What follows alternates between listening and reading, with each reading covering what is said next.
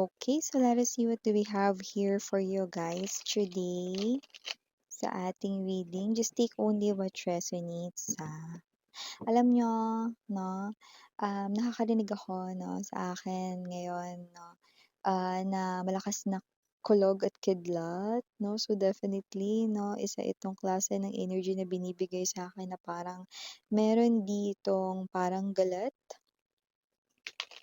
Okay, parang galit siya, I don't know kung sa sarili niya or may iba siyang sinisisi dito. Let me see.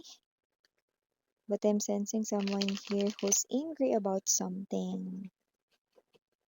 Yeah, parang may sinisisi siya dito. Pero parang hindi ko masabi kung sarili lang ba niya yung sinisisi niya dito. Parang may iba. Okay, let us see. What kind of situation is this for my collective people? Can you please show me? Thank you so much, Archangel Michael, Angel Guides. Okay. Na-feel ko. Let's see the messages.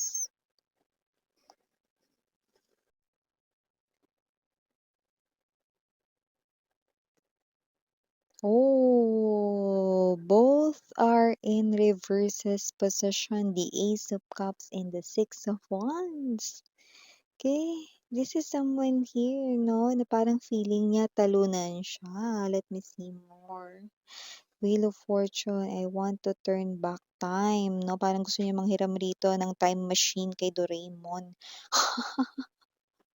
I want to turn back time. Whoa, the devil right in here. Another major arcana. Whoa, tower. What's happening, major arcanas? Naglalabasan, lumalabas dito. Star, another major arcana. There's this wish right in here. Oh, judgment center of the reading. Okay, the Four of Wands. Four of Cups. Magician, daming major arcanas. Yeah. Eight of Cups in reverse. Look at that. Three of Swords. Six of Swords. Definitely someone who's looking back sa past. Full energy. Yappari. So this. Ne. Eh, I knew it. Sinasabi ko na nga ba, yun ang sinabi ko, no, Japanese, no. Okay, so yun yung mga babes, no, wala tayo dito na time period, timeless tayo, pwedeng nangyayari na sa iba sa inyo, sa iba po sa inyo ay nangyayari na ngayon, sa iba sa inyo ay mangyayari pa lang, kaya naman, just take only what resonates. At wala rin po tayong gender dito, babae, lalaki, LGBT, lahat po ay welcome. Pwede rin pong iswitch yung mga roles, dahil possible magkapalit-palit yan kasi general reading po ito. At the end of the day, lahat ay may free will na free mong gamitin anytime, anywhere. By the way, my name is Yan. Welcome new subscribers. Hi! Hello! And sa aking mga returning Eastern buyers, thank you so much sa inyong walang sawa talagang pagsubaybay at pag-antabay dito sa aking channel. At kung hindi nyo pa alam, meron pa po tayong other channel, no? Ang link niyan down below sa description box ng reading na ito. Click lamang yung link sa ibaba, no? Para mapunta kayo doon, no? Yeah, sa description box ng reading na ito. And syempre may free will kayo at the end of the day kung gusto nyo i-claim ang mga mensahe at gawin ninyong guidance or hindi. Pero dito, kung titingnan ko ito, hindi na siya masaya sa piling ng iba. Gusto niya nang bumalik sa'yo, sweetheart. Yes, ikaw mga babes na nanonood, nakikinig, no? Okay? At kung sino man ito yung person mo, no, na pwedeng iniwan kayo, umalis, no, naghanap ng iba, no? Maaari ritong nag-enjoy sa kanlungan ng iba dati, no? But now, we've got the Eight of Cups in reverse telling me that this person here wants to go back home, return home sa'yo, no? Ikaw ang tinutukoy niya ritong home, sweetheart. At kung sino man ito feeling lost, no? Feeling niya siya ay loser, ultimate loser, no? Feeling niya talunan siya, walang panalo sa kung ano man yung nangyari or ginawa niya dati. Ace of Cups talunan sa love, 'no? And with the Wheel of Fortune right in here, it looks like this person here wants to go back in time. Eh, alam naman nating hindi yun puwede. Dito kung sino man 'tong tao na 'to, 'no? Yeah, mga babes, so sorry siya, hindi siya makakahiram kay Doraemon ng time machine dahil si Doraemon ay isang cartoon lang, you know? Cartoons lang si Doraemon, 'di ba? At kahit na anong kanyang gawin, hindi yan na maibabalik, 'no? Ang nakalipas at tapos na. Devil energy right in here, tower, no? It looks like this person here ay meron siya ditong gagawin bagay na may kinalaman sa kanyang wish.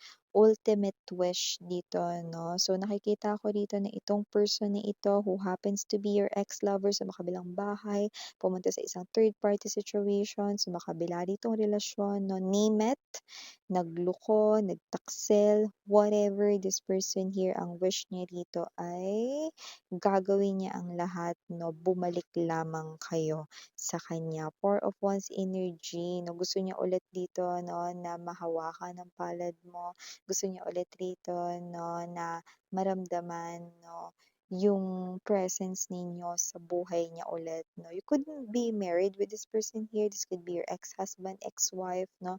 Yung iba nakita ko kung asawa niyo man ito, 'no, hindi kayo as in annulled or divorce sa papers, 'no?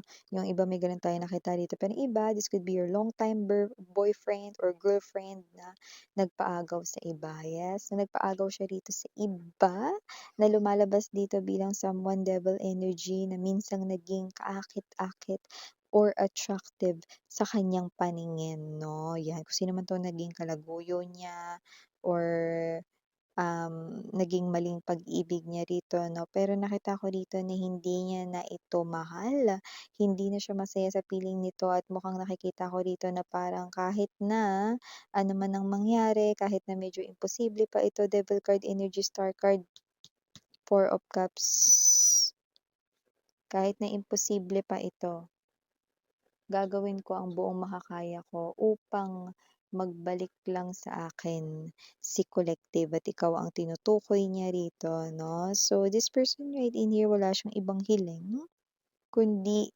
kayo. Yan ang nakikita ko dito, sweethearts, 'no? Itong person na 'to na nakikita niya na isa itong malaking hiling, medyo imposible nga daw itong kahilingan na ito, 'no? Pero gagawa at gagawa siya ng paraan. Eh, ilalagay niya na rito sa kanyang mga kamay ang lahat-lahat. Hindi na siya dito hihingi ng tulong sa divine, sa universe right in here, no, dahil feeling niya tinalikuran siya ng mga ito.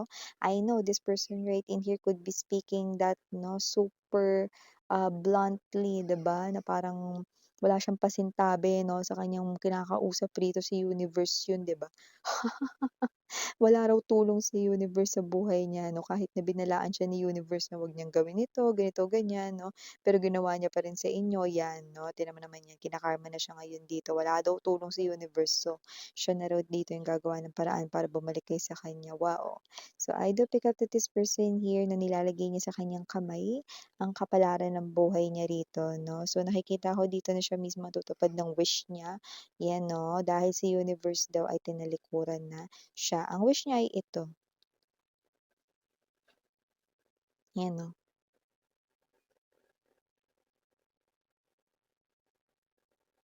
Okay, so kung sino man 'tong energy na 'to, ito yung kanyang hiling, Four of Wands energy, 'no, ang makauwi sa'yo sa tunay niya ritong mahal, 'no. Nakikita ko rito na kung sino man 'tong person na 'to with the Three of Swords energy, Six of Swords, and the Fool card energy. I do see that this person here wants to, uh escape or to leave this hindi magandang relasyon with the third party, 'no, or to end this maling relasyon, 'no, with the third wheel. And nakikita ko dito that with the Six of Swords energy, I do pick up na may nililingon siya sa past at ang energy mo very strongly ito. Kasi dito siya nakatingin sa tower, ibig sabihin yung nagawa niya rito ng hindi maganda. Yung nasira niya yung buhay at yun ay walang iba kundi ikaw.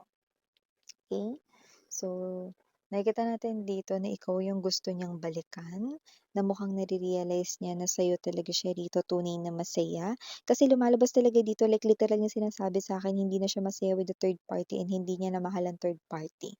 Well, I'm gonna tell you guys, no, the truth about that, no, hindi naman talaga niya minahal yung third party 'no, talagang, lust lang 'no, pure desire, unhealthy lust lang 'no, yung naramdaman or na-feel niya with the third party. It's not love, okay? It's not even, um solid, okay? Parang crush lang yung nangyari, infatuation. Gano'n kababaw, miss 'yan? Yes, gano'n kababaw. That's why gano'n din kabilis nag-fade yung interest niya with the third party. Now, this person here is seeing your worth, your halaga, and this person here now is coming back tuya, yun ang nakikita natin dito 'no. Pero siyempre nasa inyo 'yan if you want to entertain this person here 'no, dahil gusto niya ritong bumalik. Pero gusto ko lang din sabihin sa inyo 'no, na itong person na 'to ay nagtataglay nito. So, kukulitin niya talaga kayo, hindi niya talaga kayo titigilan dito dahil gustong-gusto niya talaga ritong bumalik na sa inyo, okey? Parang wala na siyang pakialam dito kahit mabwisit daw kayo sa kanya. Basta may energy rito na posible pa nga kayong araw-arawin ng tao na 'yan, okey? Kasi nakikita ko rito, kayo ang pinakahabol niya rito, kayo yung nakikita niya rito ano, na means of happiness niya. So, kung hindi kayo babalik sa buhay niya, matatanggal rito yung isang emosyon at yun yung pagiging masaya. Ayaw niya yun. Takot siyang maging malungkot for life. Gusto niya maging masaya, okey, sa kanyang remaining life sa earth, okey?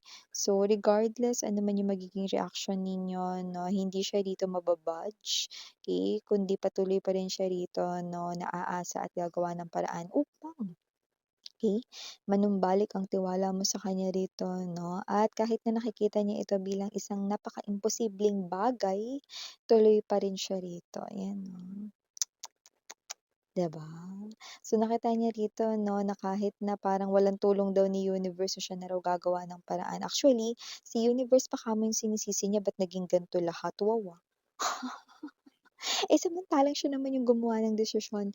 Tao ang gumagawa ng desisyon nila 'no, okey? May mga beses pa nga na pinigilan siya ni universe dito pero anong ginawa niya 'no, sinarado niya yung tenga niya, nagbingi-bingihan siya, hindi niya pinansin yung mga signs and clues 'no, na hindi maganda ang kahihinatnan 'no, ng maling pakikipagrelasyon sa iba 'no, pero tinuloy niya pa rin, 'di ba? Kaya 'yan 'no, hindi siya naging happy dun sa kanya ritong naging desisyon, hindi na siya masaya ngayon with the third party, hindi niya na rin mahal ito, so ano na, 'di ba? So yeah, these are all this person's karma right in here, and I do see that this person here is someone who's looking back sa'yo, okay?